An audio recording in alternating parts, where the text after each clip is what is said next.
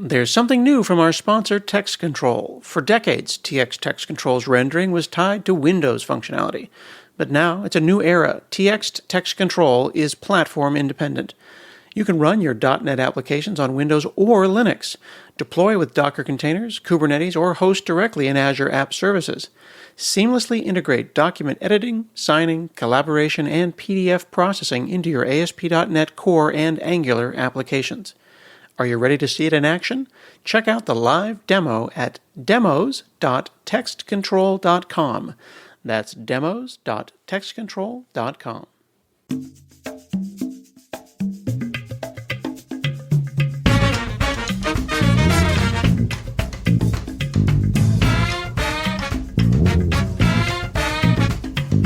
Hi, I'm Scott Hanselman. This is another episode of Hanselminutes. Today I have the distinct pleasure of chatting with Randall Hyde, well known for the art of assembly language.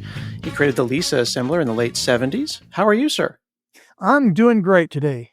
Now, you have a master's degree, but are you Dr. Hyde as well? No, I was getting my PhD from the early 1990s to about 1996. I was attending UCR and I was a lecturer there at the time. And they hadn't started the PhD program there, and I was just hanging around at UCR teaching, waiting for the program to start up. And I was working with my advisor there, actually wrote my thesis, went to a bunch of conferences, presented a bunch of papers, stuff like that. And at the end, they said, well, it's been 6 years. We're going to make you take all the courses over that you took for your master's degree and make you take over the exams for that stuff. And I said, oh no, I'm not willing to I was like 45 at the time. So I'm not willing to spend any more of my life doing this. And a PhD isn't going to do me any good, unless I'm going to teach. So to hell with that, bought a house and went back into the workforce.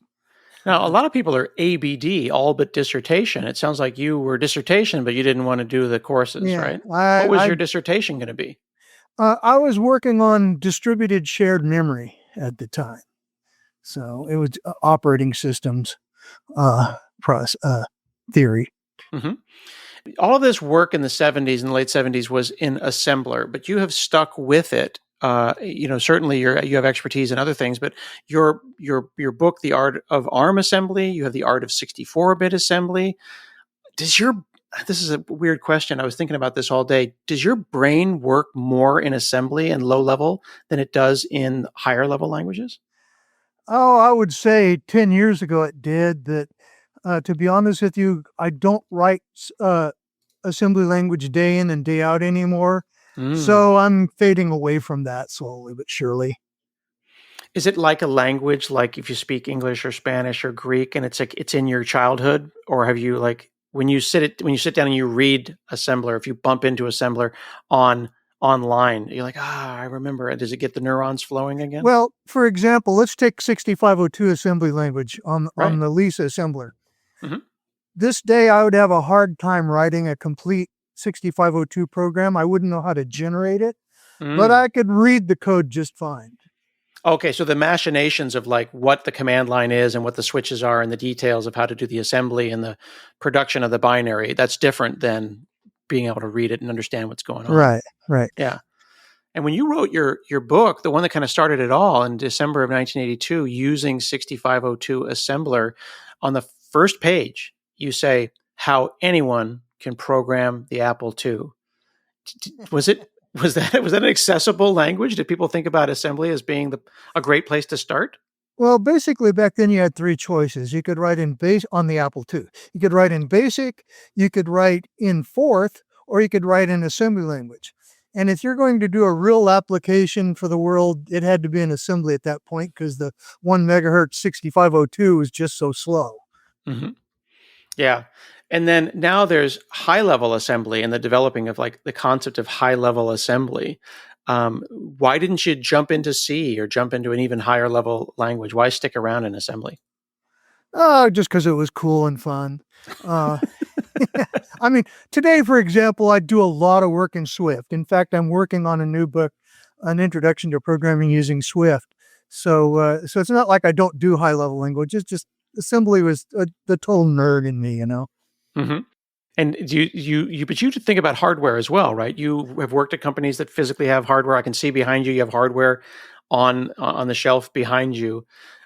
When they say full stack engineer, when the young people say full stack engineer, they pretty much talk about JavaScript.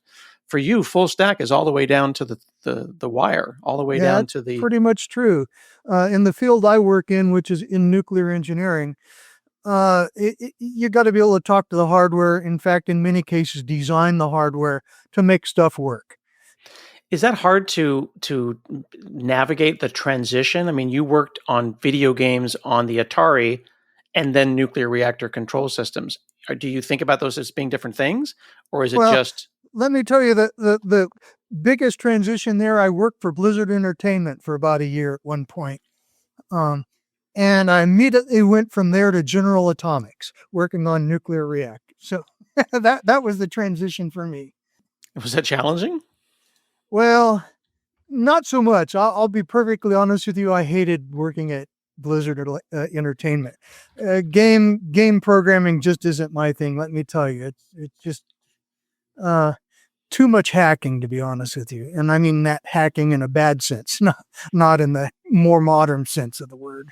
Hacking in the like what you have to do to get it to do what you want it to do. Or back when I was an undergraduate in the early and middle 1970s, hacking meant basically a hacker was someone who wasn't really trained and was just hacking away at the stuff till they got it Ah, working. So when I say hacking, that's what I'm talking about. Of course, since then, those hackers grew up and got educated, but they dragged the name along with them and made it a badge of honor. So, okay. Well, that brings up an interesting question, though, and I'll push on you a little bit. You know, your book using 6502 assembler says how anyone can program the Apple II. You have a whole series of books. Your career, as much as building stuff, has been teaching people how to write great code. But do they need to go to college? Do you think college is a fundamental important part of learning how to code, or is it just about a certain amount of rigor in the learning? I think the only thing that college really does for the average person is that it forces them to study things that they wouldn't study on their own because they're just so boring or hard. That is I actually mean, really good. that's really all school is good for. So it's good for the rigor. It's good for the, yeah, well, you got to have to sit down because it's every Tuesday at 11, there's a class. So you have to show up. Yeah. And you got to do this project even if you have zero interest in it. But all the other stuff associated with the school, none of that helped me. In fact, looking back, about the only thing I could say from school that wasn't related to computer programming at the time I took were my English classes. And I was terrible at English. Look at me, I became a writer. So, So where do you put the soft skills versus the hard skills? I mean, there's value in learning history and there's value in learning English. There's got to be something there other than just sure, learning ones and zeros. but I just remember this movie, Peggy Sue Got Married. And there was this great line when she went back in time and was sitting in a math class and she said, I know for a fact I'll never have to use algebra in my life. And I can say the same thing about differential equations. Isn't that funny though? I tell you, I did English. I mean, I did all those things. I did. Everyone told me I was going to use calculus. I know that there are people who do it in computer graphics, but I'll use geometry if I build a deck, but I don't think I've ever had to use much calculus, but I did suffer through that class. Yeah. Well, having worked in the nuclear industry for a while, I can tell you that some of that math is important. But in my particular case, I would never trust my ability to do math. If there's a math issue, I go to a nuclear engineer or nuclear physicist and ask them, how do you do this? So, in the working on nuclear reactor control systems, there must be nuclear engineers that sit with you, and you're translating their expertise into what the nuclear control system understands. Do you have expertise in nuclear engineering now? Not so much in the nuclear side of it, but in the electronics side of it. Hmm. Most of the stuff I do touches very little on actual nuclear physics. Mm. But there are some things that, like I say, a nuclear engineer will have to explain to me. But for the most part, no, really very little of that at all in the software that you use to control nuclear reactors. In your book, right, in your books, the Write Great Code series, you emphasize deep machine understanding. Like you need to understand the machine in order to write better code. How do you balance teaching people practical coding skills with that kind of theory and deep machine understanding? Well, I don't know. I just remember when I was an undergraduate and they didn't teach things in quite the same order they do today. Hmm. And I remember thinking, you know, what they really need to teach is how characters inside strings that you use in your high level language programming. Now, for me at that time, it was Pascal. Hmm. I said, how do these characters all work? How are they represented in the machine? And I struggled with a lot of things like using arrays and stuff like that when I was first learning because I didn't understand how that low level stuff worked. Now, by the time I started teaching in the very early 1990s, or late 1980s, by then the IEEE had come up with a suggested curriculum for computer science programs. And, the second class the students took was a computer organization and an assembly language programming course. And that's where you learn all that stuff. And that's where I learned, oh, this is the kind of stuff that needs to be taught early on so that you understand how things in your high level languages work. And that was very, very fundamental to me because like I said, I struggled with that as an undergraduate. Now, other people probably wouldn't have the same problems I had at the time, but that's what really drove me to say, for instance, in Write Great Code, you Hmm. need to understand the low level of behavior of the machine in order to write great code. Yeah, yeah. I've used this analogy that I'm about to share with you so many times that I'm sure that people who listen to the podcast are sick of me. But I've said that in a world of Ubers and in a world of buses where you can just have a car pick you up and drive you away, there is value in knowing how to drive stick shift. I think it changes your relationship with the vehicle. If you can change your oil, if you can pop the trunk and see what's going on inside. I think that's a valid analogy. And even though I can choose to ignore the system in understanding what's happening and understanding the memory management of Windows, or you're on a Mac, when things go wrong, I feel like, oh, I know this. I can drive stick shift. Do you Yeah. think that's a valid analogy? Oh, let me give you an extension of that. I just recently bought a Toyota Grand Highlander that has this sort of automatic driving feature in it, sort of like the Teslas have. Not as great as the Teslas, but it'll keep you in the lane and it'll brake for you automatically and close cars in front of you and slowing down. And I made an 8,000-mile road trip with that. And at the end, I got back in my old Avalon and was driving and said, why is that car coming up at me real quick? I realized I had to put the brakes on. It really is something that if you know how the car operates, yes, you can drive it better. More importantly, you're attuned to it. So if you hear funny sounds, you can say, "Oh, this is this thing," and I've got to deal with it. Or who cares about that? Let it go and stuff like that. So yes, knowing this stuff, it's the same thing as coding. Knowing the low level behavior of the machine helps you figure out how to write better code, how to create or debug code, create tests to determine what's wrong with it and stuff like that. Hmm. Very, very important. Hey, friends, this is Scott. We're going to take a moment to thank a new sponsor, ShareGate by WorkLeap. I've been thinking about moving my Google Suite organization over to M365, and after that migration, Shaylin Gimby, what are the biggest challenges in driving adoption of new tools? Honestly, the biggest challenge is user education.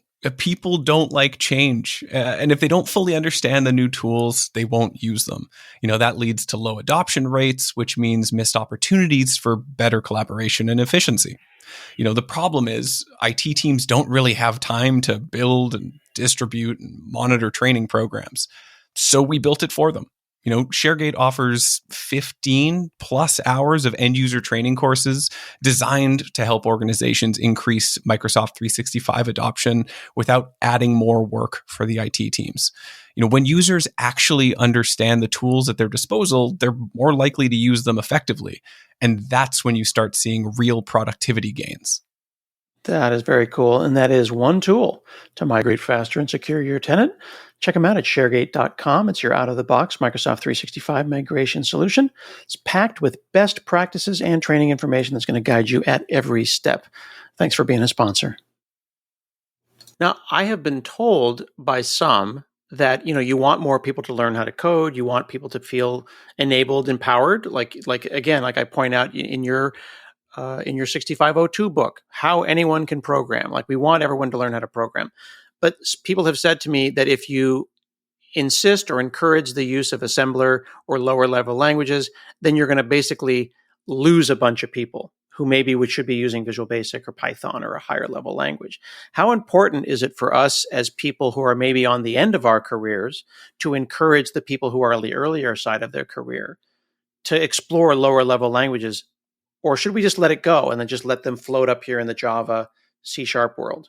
Yeah, well, it's interesting that today people are thinking C, not C++, but C is the modern assembly language. That's where you learn your low-level stuff. Oh, no. Yeah, it's kind of scary. But I'll be honest with you, as an instructor of over a decade and having been in this business for 40, 50 years now, the important thing is what you'd call machine organization. As long as they learn the machine organization and enough assembly language to understand that machine organization, if they never ever really write in assembly language, that's probably okay for the vast majority of people. There are always going to be people that are writing like library code for your compilers and stuff like that. They need to be able to work really well in assembly language. But your average person writing Java applications, they need to understand the low-level stuff, but they're not going to write in assembly language themselves. And I don't believe we need to encourage that so much as we need to encourage them learning just the low-level behaviors.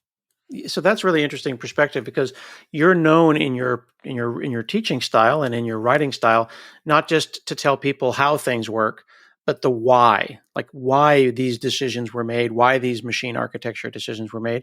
I suppose that would be as important or more so for people to understand versus the little tiny details. Sure.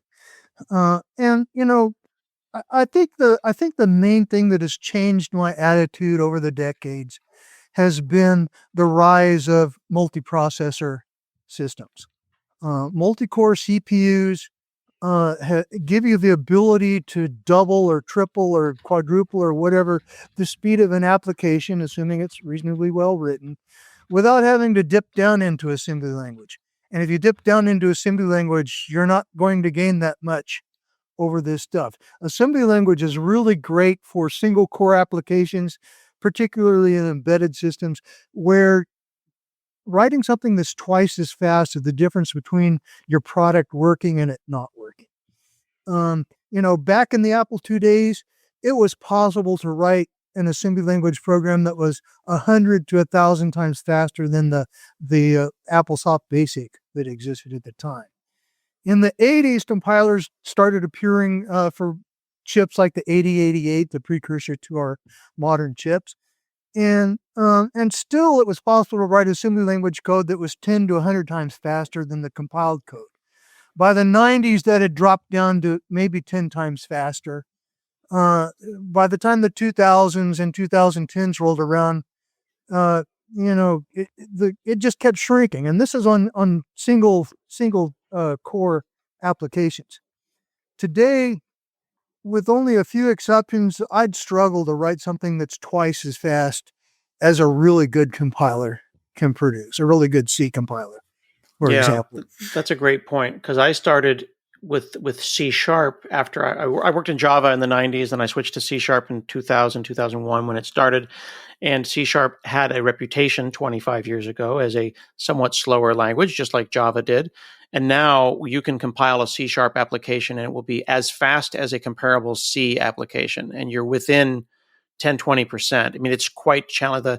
Between the jitter and the compiler and all of the multiple levels of optimization, the orders of magnitude of improvements and dropping down to the low levels have kind of gone away, which is amazing from a compiler technology perspective. Right. Particularly combined with multi processors and multitasking applications, multi-threaded applications, you can really achieve assembly language speeds without the effort of writing it all in and maintaining that assembly language code. Now, I'm not saying people shouldn't write stuff in assembly language. I'm just saying you just have to carefully choose what you write in assembly language. If you look at my latest series of Art of Assembly books, back in the original Art of Assembly days, uh, I wrote in pure assembly language. In the new books, I start with a C main program and it calls an assembly language function, which is how most people are going to write assembly languages today. They're not going to write pure assembly applications. They're going to write some C code or some other high level language and call assembly language functions for the things that are speed critical. Now, there are a few things in assembly you can still do that are many, many times faster than a well-written C program. For example, I recently wrote a floating point format output function in assembly language that was about 5 to 10 times faster than the comparable C standard library functions. And I had to cheat to do it, but I pulled it off. I needed it for an embedded system because I needed to format this stuff to a string and ship it out over the Ethernet port, and it had to be quick on a very slow embedded ARM processor, like a Raspberry Pi Pico.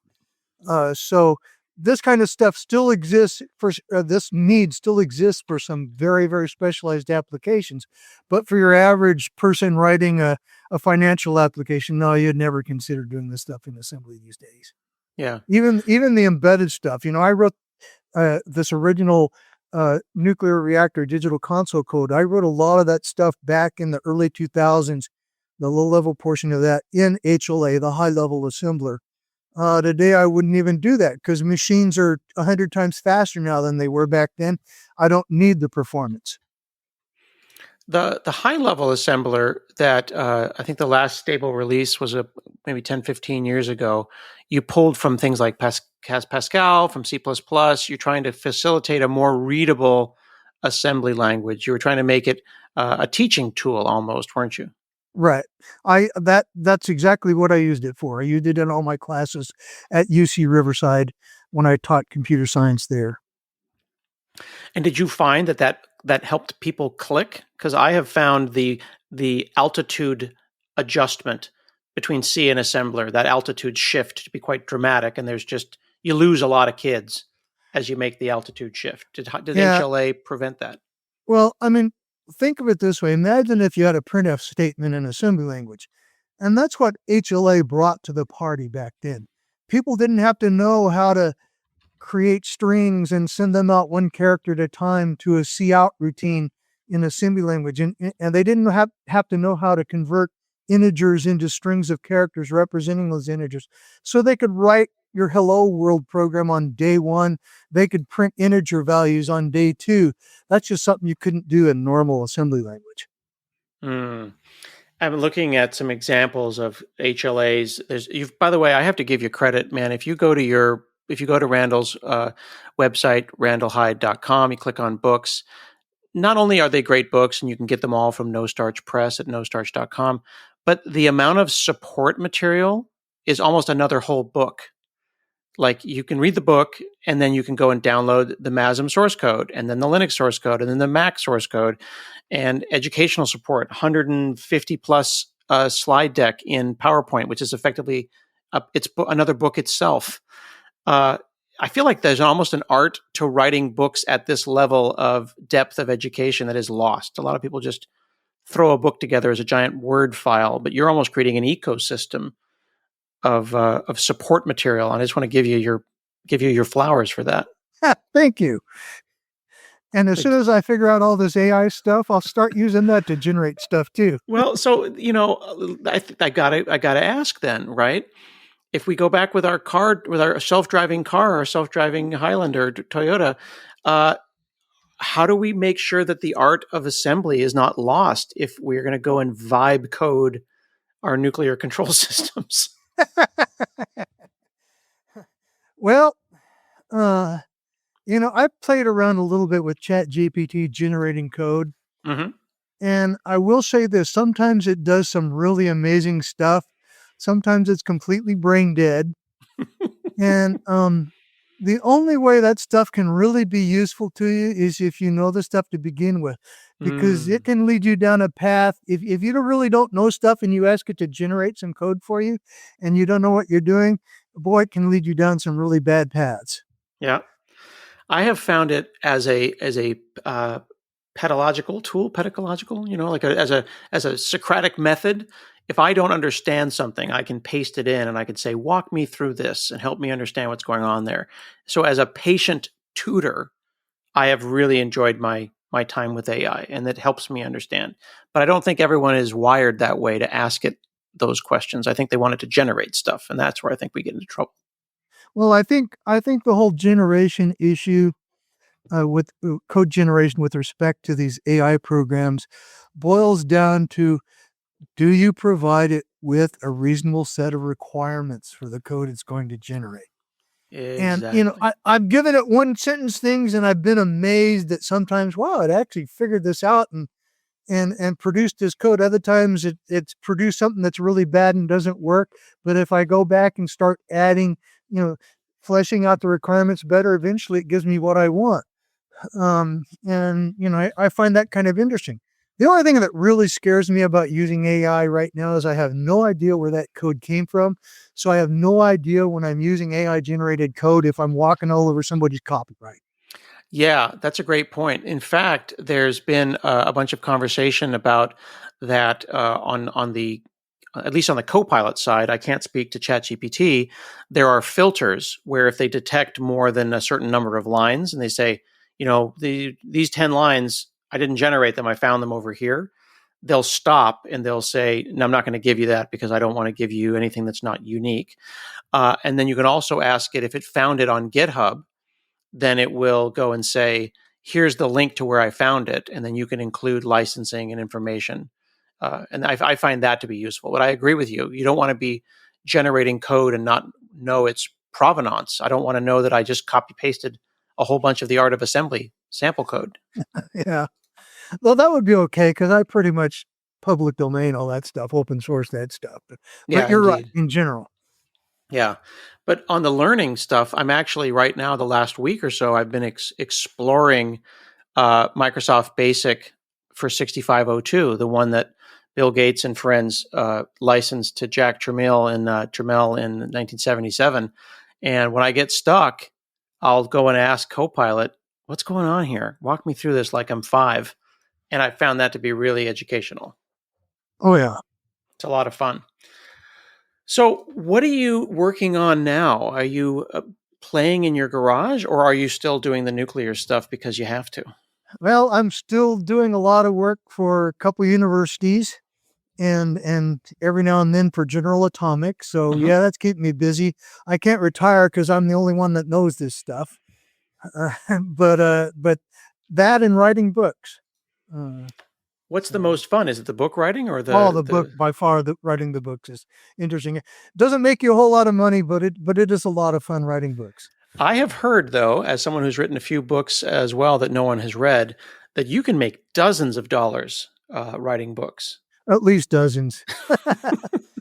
I would never recommend anybody try and do this for a living. Yeah. But if you look at it as one of the legs on the stool of your retirement platform, uh, you know, it's okay.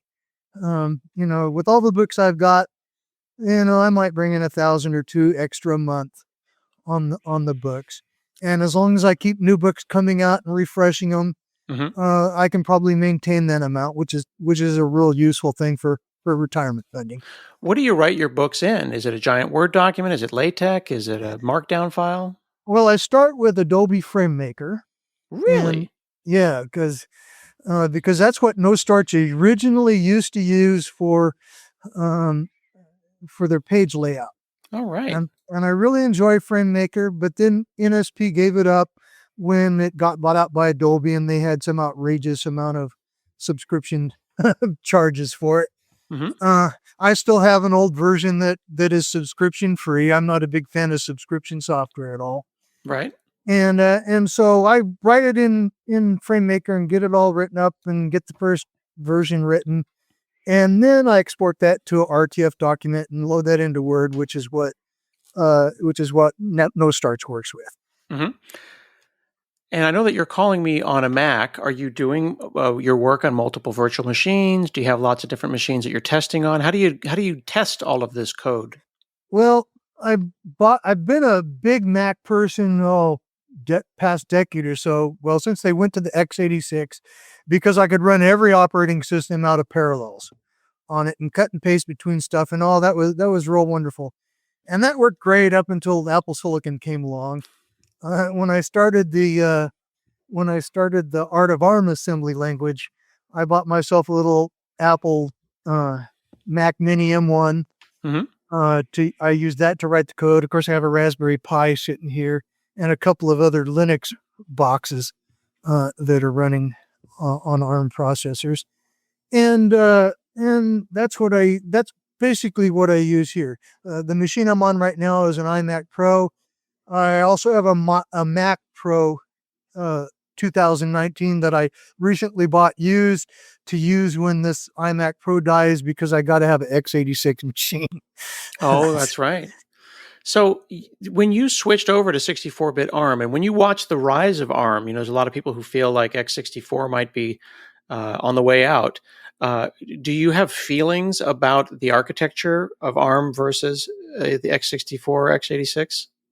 Down at the very low level, the instruction encoding level, I absolutely hate the ARM. I generally hate RISCs in general. They're really, really miserable instruction sets to work with. But once you get above that level, perfectly reasonable. Perfectly reasonable set. The